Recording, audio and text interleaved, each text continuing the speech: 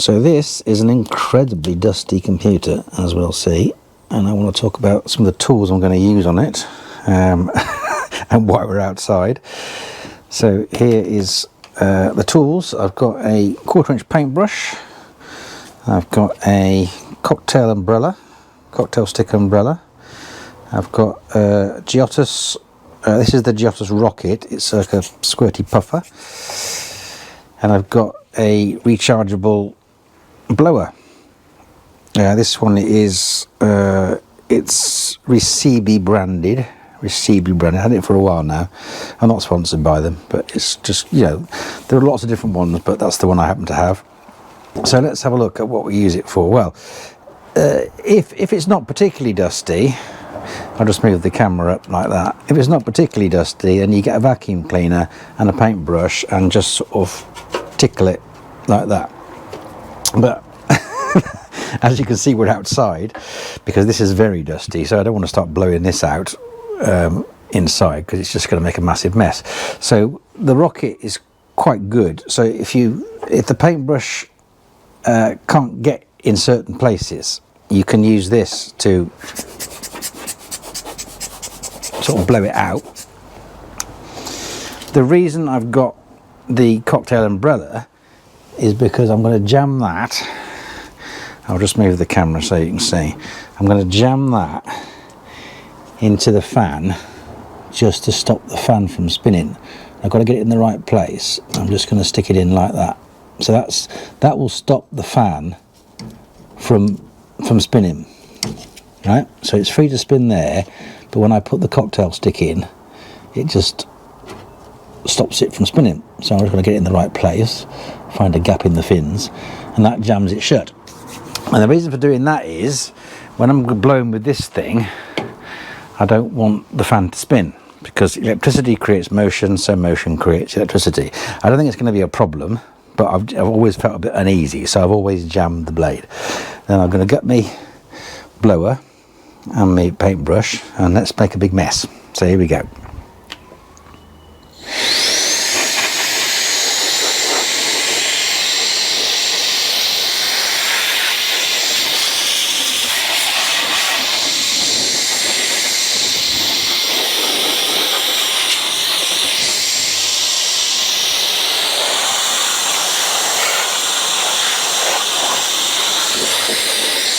A few moments later.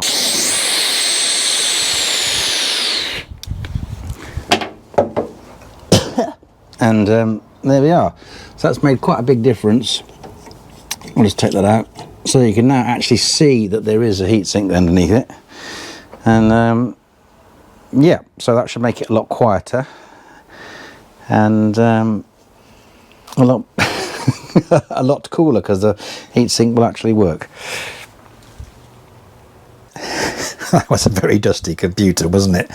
I had planned to remake the entire video with the next really dusty computer, so I could include all the bits that I thought I'd missed out of that one. But as it turns out, I have come across dusty computers, but they weren't as dusty as that one. And also the customer usually wanted the computer back quite quickly, so the turnaround was pretty quick. So I didn't get a chance to film it, because obviously going outside and blowing air is no fun if it's raining. So that's why I've reused that footage and tagged this bit on the end. So just as a quick recap, when you're inside the house, a paintbrush and a vacuum cleaner actually is pretty good, and you can get quite a lot of the dust out. If that's all you've got, a paintbrush and a vacuum cleaner, you can get about 90% of the dust out, right? So that's fine, you can just stick with that. If you want to do it, not commercially, but if you want to do it sort of properly or thoroughly, then you're going to be blowing stuff, aren't you? Do not do that inside your house. No matter what anyone says, do not do that inside your house. Now, I'll come back to that in a second. I use the cocktail stick, remember, cocktail umbrella, to jam the fan so the fan doesn't move when air is blowing on it. That's because I used to teach physics, and electricity creates motion, so motion creates electricity, so it works in reverse. So I don't want the fan spinning alarmingly fast because it might generate a voltage, and anyway, so I jam that. Remember, you can use the paintbrush and the vacuum cleaner to get in between the fins, That works quite well. But when it comes to blowing stuff, you've really got a couple of options. First thing is the Giottos Rocket. That's probably the most eco-friendly. I've had this one for years. They pretty much last, well, this one's lasted for years. It's got to be 10 years old, this one has. And it's got quite a puff on it. But for big machines, you don't want to be puffing and changing hands and puffing and changing. I mean, you get a bit of a workout with it, but if you've got a lot of dust, it's, you know, it's going to make your hands hurt.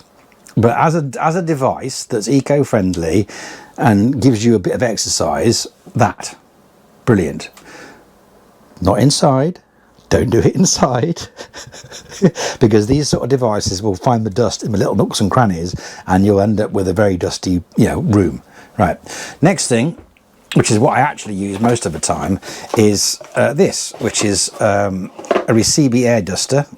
I've had it for a long time. It came with two nozzles, one pointy one and one pointy one with a little brush on the end, charging cable and a little bag to carry it in. That is pretty much what I use. I've had this one for probably 5 years, something like that. I've had it for a very long time. And this actually, as you can tell from the previous footage, blows like mad. Again, do not power one of these up, point it at your PC inside your house, because it will make a hell of a mess, right? So that is what I actually use. Right. What I don't use is this BS. Air dusters. Do not be fooled, because the cheap commercial air dusters are not air. It is not air inside that can. It is a chemical. Right. Now, what chemical do they use? Well, I looked it up, and I put the name of it and a link to it in the description. It is a solvent. If you sniff it, it can kill you. And of course, being a solvent, it is highly flammable. Now, in the commercial sector, like for the general public, the cheap sort of stuff, it is flammable, and it is a flammable solvent. You can get commercial versions where you don't, well, for use in environments where having a flammable gas isn't a great idea. You can get a non-flammable version, but it's more expensive. Right? So these are actually quite expensive to buy anyway. And judging by this, I'd spent more on this than I have on this. And yes, this has got a lithium-ion battery in it. Yes, but this has got all the associated paraphernalia with, you know, canning something. And you could probably, I don't know exactly what the ratio would be, whether it be 100 of these to one of those or 200 of these, I don't know. But I've used that for a long time, and I know that I only kept this for the purposes of this video. In fact, I waited from the previous footage until I could get my hands on one. I wasn't going to buy one. I sort of acquired this. It's not empty. I'm not going to squirt it. But this is flammable. It's a solvent. It doesn't even say what's in it. It also says, very conspicuously, visible liquefied gas may be released and may damage your equipment. So that's another reason why it's stupid. The actual gas itself, and the reason they choose this, right, the gas they put in these is not put in because of its extra dust cleaning ability. It's put in because it's very easy to compress it into a liquid. And if you get a gas that liquefies, you can fit more in the can. So it's done for commercial reasons, nothing else. Right? The actual gas, now I'm going to have trouble saying this.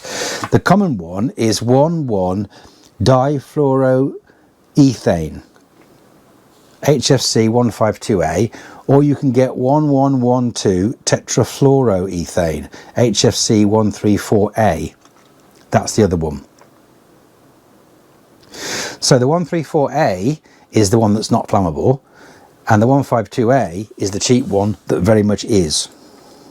So it also says don't breathe it in. so don't use this in a confined space. In the same way that you wouldn't blow the dust. Well, and so not only, if you use this, not only are you blowing dust around that you can breathe in, you're also spraying a gas that isn't great to breathe in as well. So these are completely stupid. Do not buy that. Just don't. Save yourself and the planet by not bothering with this idiocy, right? Use that.